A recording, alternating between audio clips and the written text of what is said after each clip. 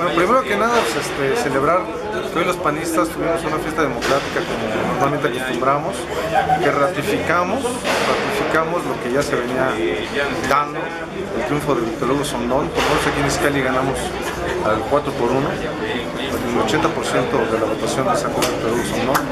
Bueno, pues a partir de aquí estaremos construyendo el camino a lo que venga, que es el 2017, el tema de la elección en el Estado de México. Es la primera ocasión que la militancia por voto directo elige a su presidente estatal y a los integrantes del comité que lo acompañarán en su gestión.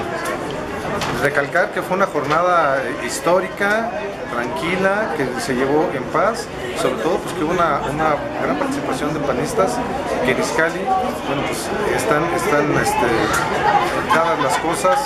El triunfo es rotundo, 80% a 20%. Bueno, primero que nada, el primer paso que teníamos que dar era que Víctor Hugo Sondón ganara este proceso interno. Ya lo logramos con un amplio margen y a partir de ahí no tengo ninguna duda que él pondrá toda su parte, así como todos los integrantes del comité, en poder hacer de un PAN en el Estado de México un PAN competitivo, un PAN ganador, el cual nos permita lograr el triunfo en el 2017 para gobernador. Pues mira, yo más bien quisiera recalcar que hoy se construyó un proyecto ganador de manera rotunda. Yo no quisiera hablar de cacicazgos o no, yo aquí hablo de que hay un proyecto ganador y el proyecto ganador se llama Acción Nacional y es para el 2017.